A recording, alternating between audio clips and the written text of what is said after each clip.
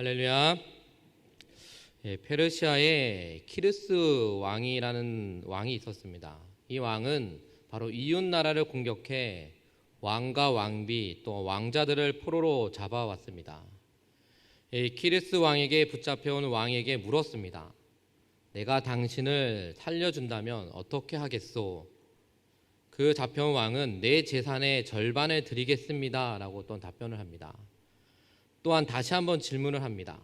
그렇다면 당신의 아내를 살려준다면 어떻게 하겠소? 라고 또 질문을 했을 때 전 재산을 드리겠습니다 라고 또한 대답을 합니다. 그리고 나서 또 다시 한번 질문을 합니다. 그렇다면 당신의 자녀들을 살려준다면 어떻게 하겠소? 라고 질문을 했을 때 그러자 붙잡혀온 왕은 눈물을 글썽이며 대답했습니다.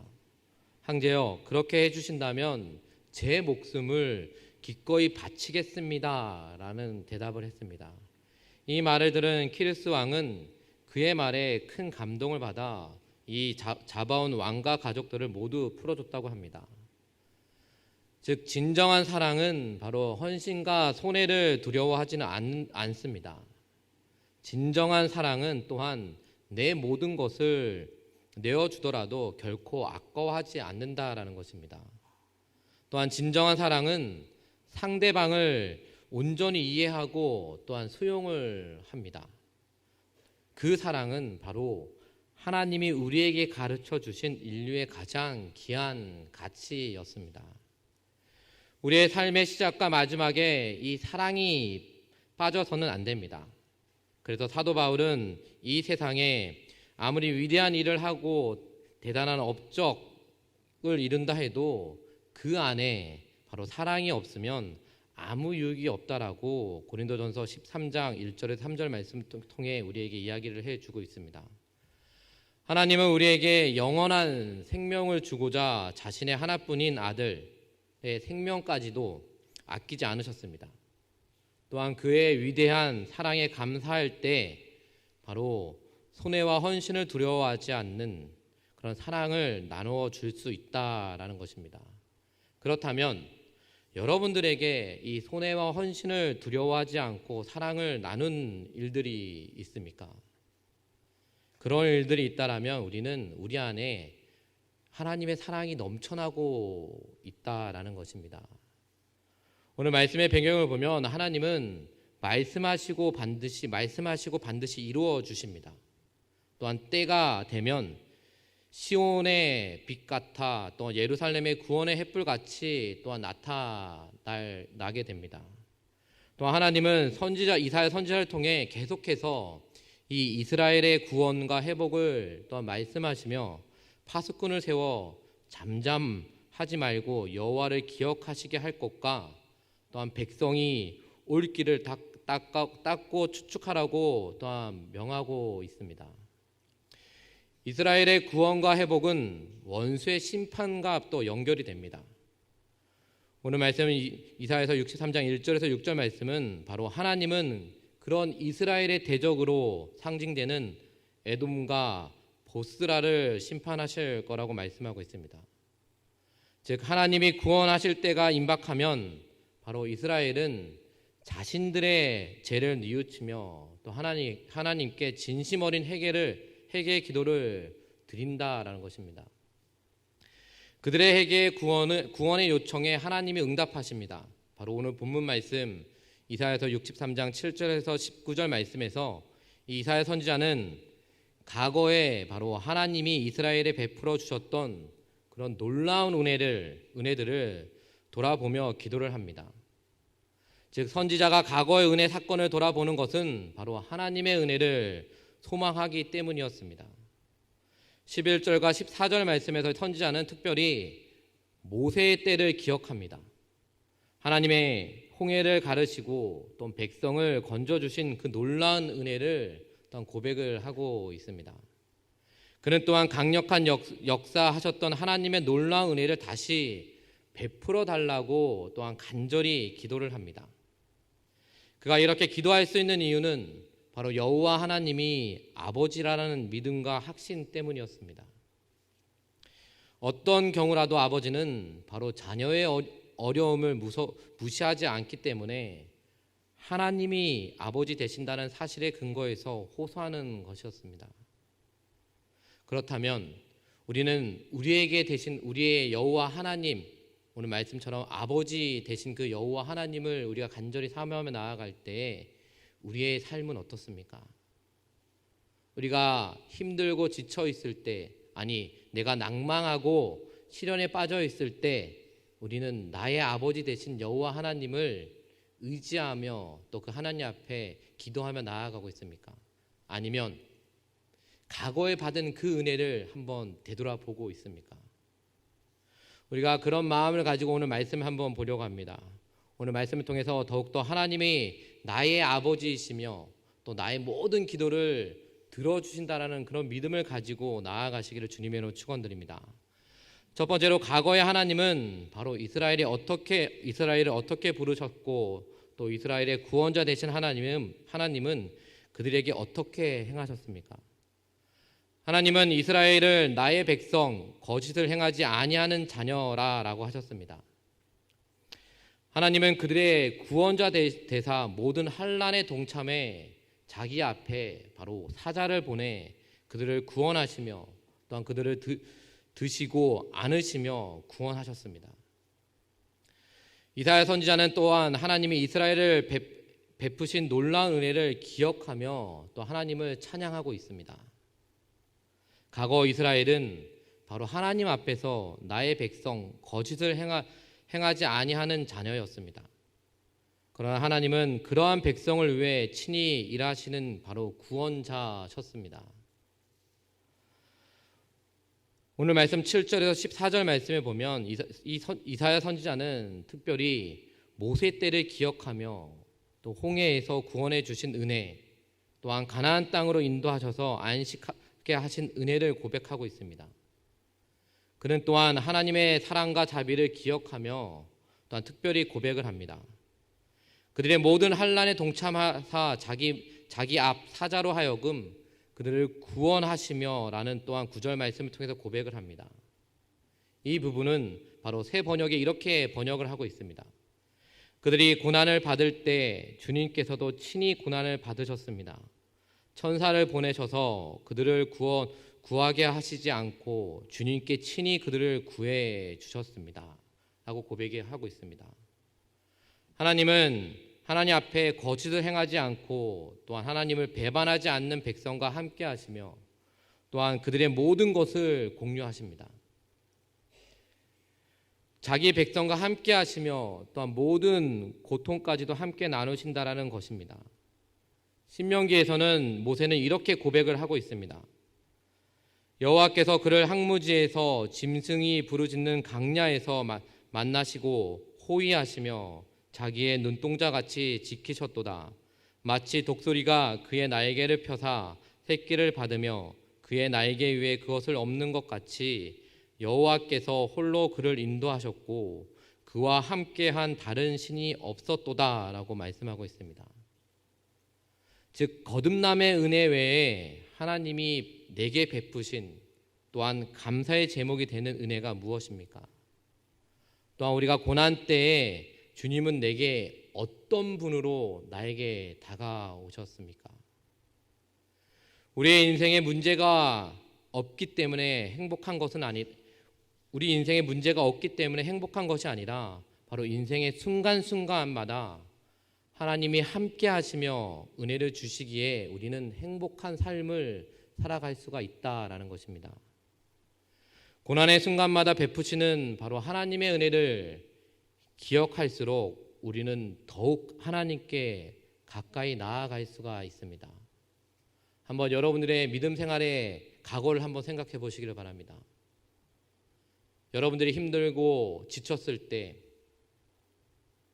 여러분들은 누구를 의지했습니까? 여호와 하나님, 우리의 아버지 되신 하나님을 의지하며 기도하며 나아갔습니다. 하나님께서는 그런 우리의 믿음 생활하는 여러분들의 기도를 어떻게 해주셨습니까? 들어주셨습니다. 또한 들어주심을 통해서 우리는 다시 한번 그 하나님의 은혜를 가지고 그 어렵고 힘든 그 삶을 살아갔습니다. 즉 과거에 베풀었던 그 은혜를 우리는 기억하고 계십니까?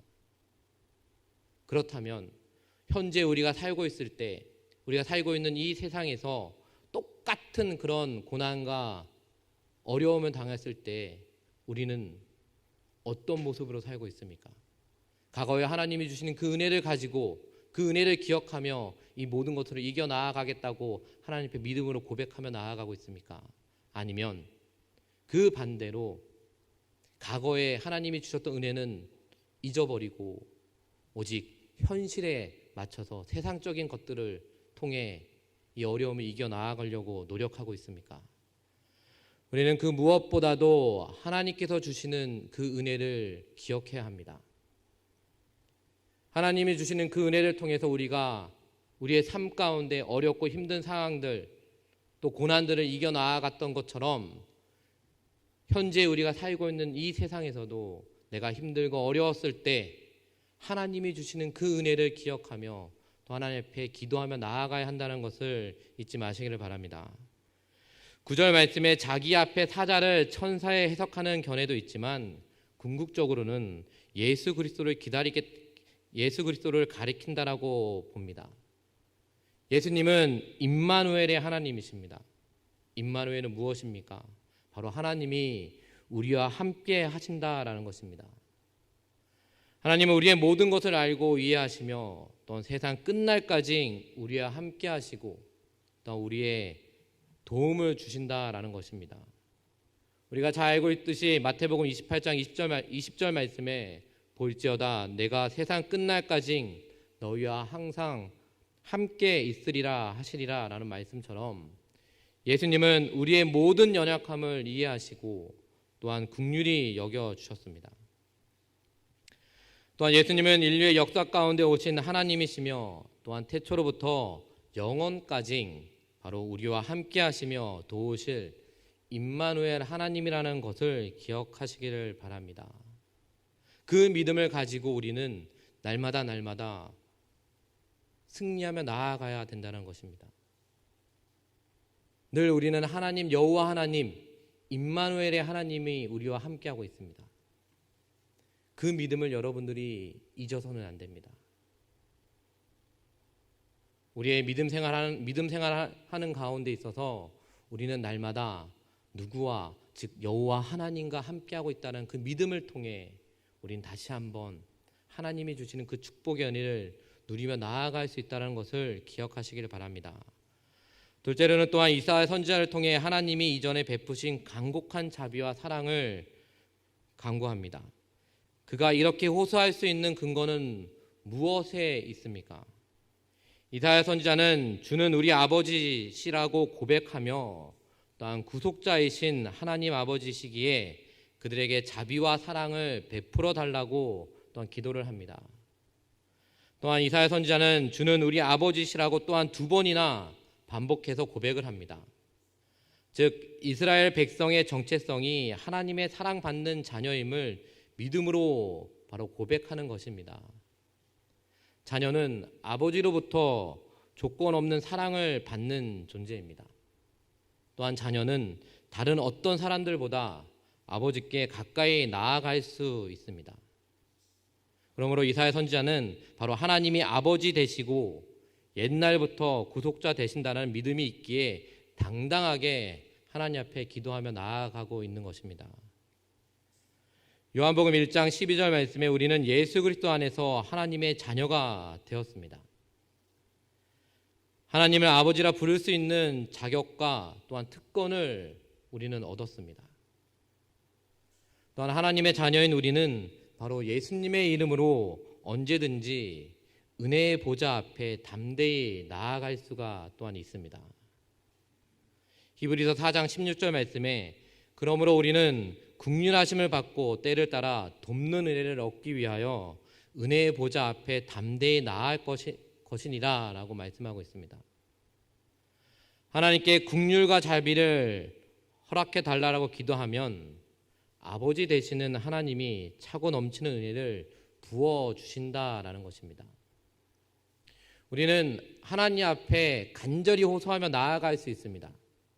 그 이유가 무엇입니까? 금방 말씀드린 것처럼 여러분들은 하나님의 자녀인 것입니다. 우리가 잘 알다시피 자녀들이 부모에게 때를 쓰면 어떻습니까?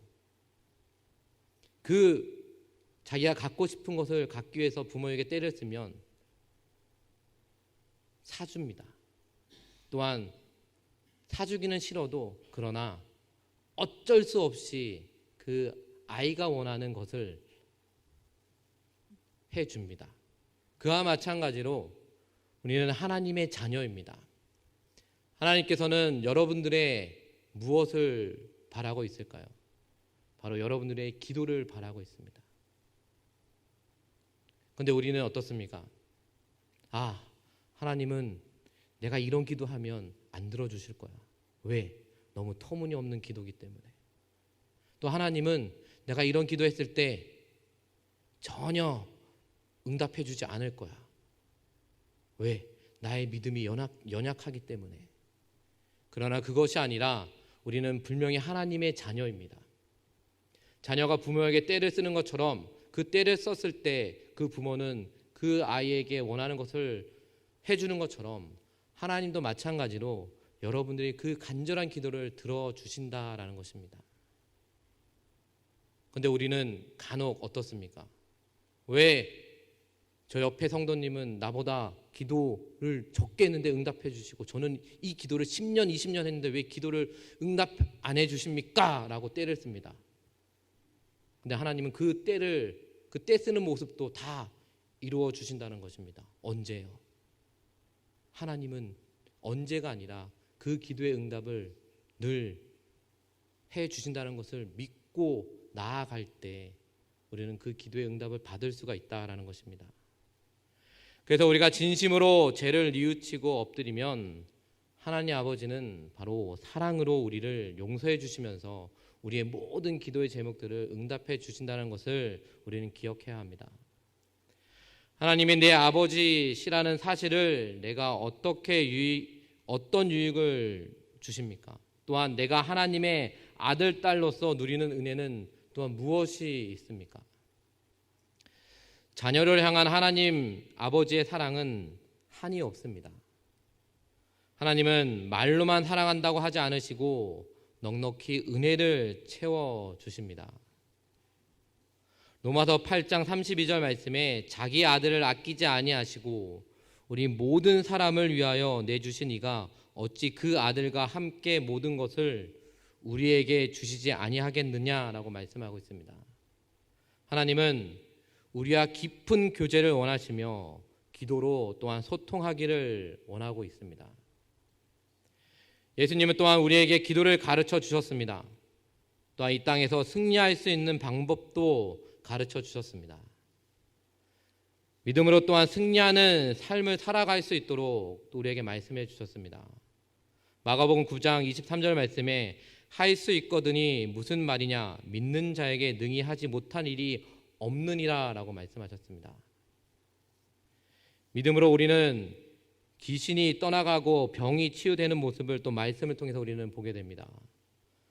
또한 하나님의 자녀로 누리는 가장 놀라운 특권은 바로 영원한 생명을 누리게 된다는 것을 또 우리 말씀을 통해서 우리는 보게 됩니다.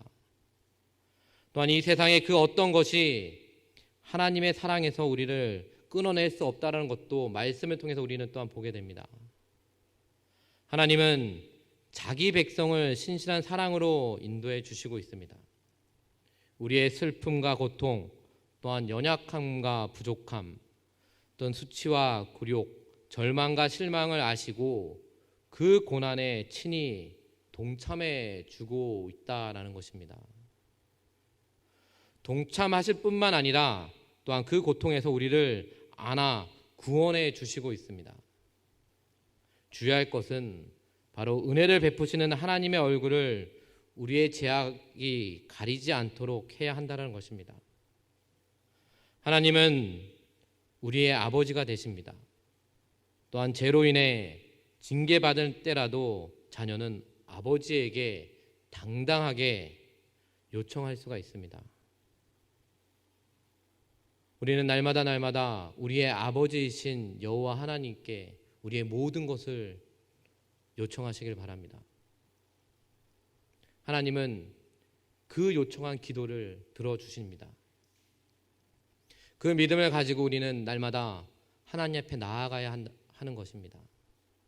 어린아이가 부모님에게 떼를 쓰는 것처럼 우리가 하나님 앞에 떼를 쓰지 않으면 하나님은 우리의 모든 것을 알지 못합니다. 우리가 하나님 앞에 떼를 쓰며 나아갈 때마다 하나님께서는 그 떼를 하나님 앞에 요청하는 그때 그것을 싫어하는 것이 아니라 그것을 원하고 있다라는 것입니다. 하나님이 원하시는 그런 모습으로 우리가 믿음 생활에 나아가시기를 주님의 이름으로 축원드립니다. 성도의 정체성은 바로 사랑받는 하나님의 자녀입니다. 성도는 또한 자녀된 자격으로 하나님 보좌 앞에 담대히 나아갈 특권이 있다라는 것입니다. 그 특권을 누리며 나아가는 저와 여러분들이 되시기를 바랍니다. 내가 그 특권을 얻었는데도 그 특권을 사용하지 않는다라면 우리는 하나님 앞에 나아갈 수가 없습니다. 하나님은 분명히 하나님의 자녀인 여러분들에게 특권을 주셨습니다. 어떤 특권요? 하나님에게 때를 쓸 수 있는 특권을 주셨습니다. 그런데 왜 우리는 하나님 앞에 때를 쓰지 못합니까? 왜 하나님 앞에 원하는 기도를 하지 못합니까? 하지 못하는 것이 아니라 하나님은 이 기도를 안 들어주실 거야 라는 그런 마음이 있다라면 그런 마음들 다 내려놓으시길 바랍니다. 하나님은 분명히 하나님의 자녀들이 하나님 앞에 기도하며 때를 쓰는 모든 것들을 다 이루어 주신다라고 말씀하셨습니다. 그 믿음을 가지고 우리가 믿음 생활에 나아가시길 바랍니다. 또한 그 믿음을 통해서 다시 한번 하나님이 뜻하시는 귀한 자녀로 귀한 백성으로 나아가는 저와 여러분들이 되시기를 주님의 이름으로 축원드립니다. 네, 우리 말씀을 기억하며 찬양하고 기도하시겠습니다. 우리 가사를 생각하시면서 찬양하겠습니다.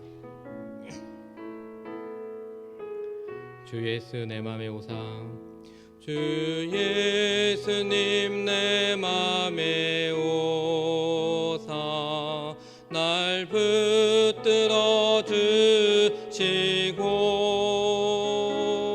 내 마음에 새 힘을 주사 늘 기쁘게 하소서.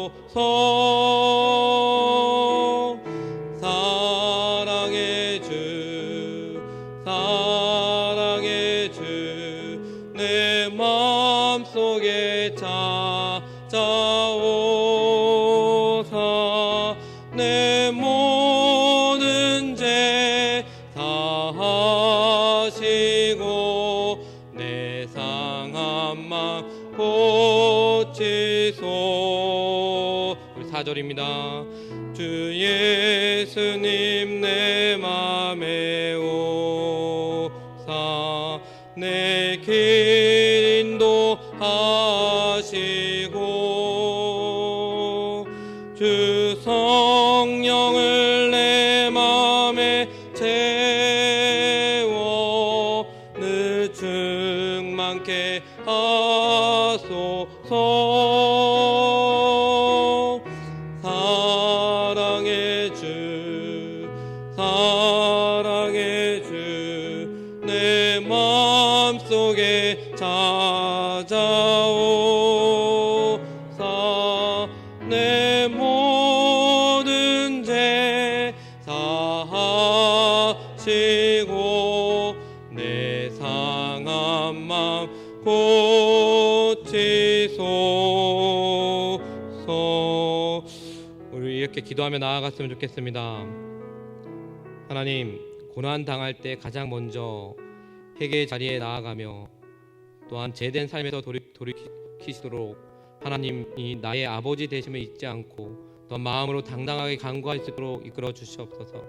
또한 하나님 아버지, 제가 자녀됨의 권세를 특권을 잊지 않고 날마다 하나님과 친밀한 교제 가운데 다시 한번 고난을 아시고 하나님께 함께하는 하나님의 사랑을 기억하며 또 연단의 과정을 잘 통과할 수 있게 달라고 우리 주여 한번 부르시고 함께 기도하겠습니다. 주여